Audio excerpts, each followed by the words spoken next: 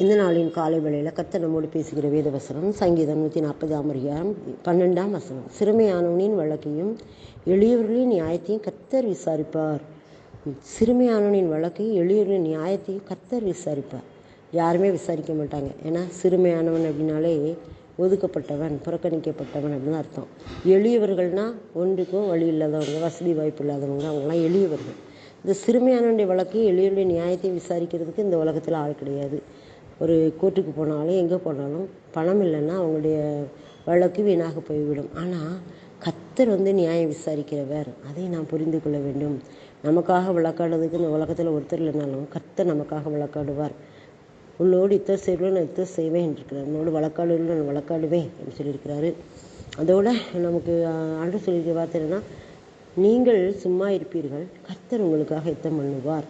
அந்த வார்த்தையின்படி நம்முடைய வாழ்க்கையில் நிறைய காரியங்கள் ஆண்டவர் நடத்தியிருக்கார். நம்ம பொறுமையோட நம்ம காத்திருக்கும் போது ஆண்டவர் நமக்காக யுத்தம் செய்கிறார்.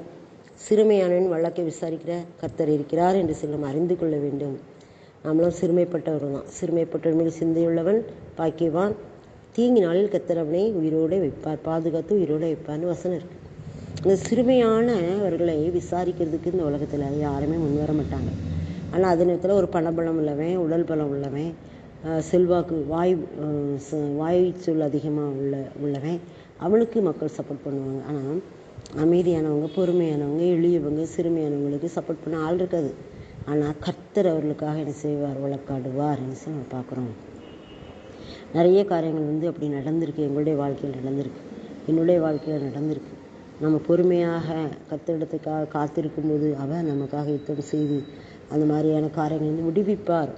வழக்கை விசாரிப்பார். நம்முடைய வழக்கை, சிறுமையான வழக்கை விசாரிப்பார். எளியவர்களின் நியாயத்தையும் கர்த்தர் விசாரிப்பார். எளியவர்கள் நியாயம், அவங்களுக்கு பணக்காரனுக்கு ஒரு நீதி, ஏழைக்கு ஒரு நீதி என்று தான் உலகத்தை நம்ம பார்க்குறோம். ஆனால் ஏழை எளியவர்களின் நியாயத்தை விசாரிக்கிற கர்த்தர் ஒருவர் இருக்கிறார்.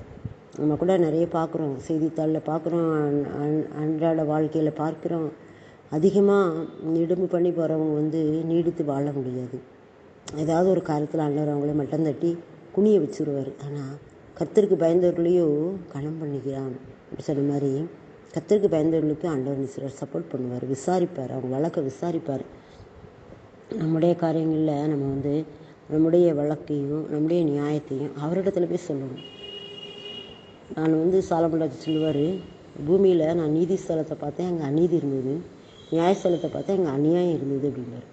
அது மாதிரி இந்த உலகத்தில் நமக்காக யுத்தம் செய்ய யாருமே கிடையாது.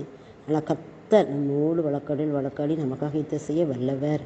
நிறைய காரியங்கள் நம்ம அதை புரிந்து கொள்ளலாம். பொறுமையோடு இருக்கும்போது ஆண்டவர் நமக்காக யுத்தம் செய்து நமக்காக வழக்காடி நம்முடைய வழக்கை அவர் விசாரிப்பார் அப்படின்னு பார்க்குறோம்.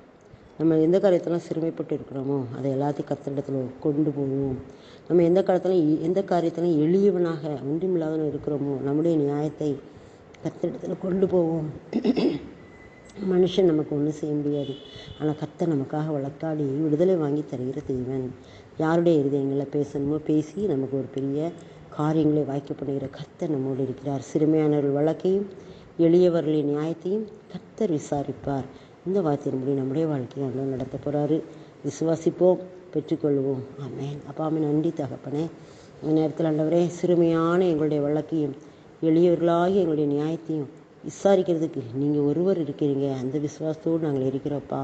நீங்கள் விசாரித்து எங்களுக்காக வழக்காடி எங்களோடு யுத்தம் பண்ணிக்கிற தகப்பன் நீங்கள் இருக்கிறீங்க. நாங்கள் விசுவாசிக்கிறோம். அப்படி செய்ய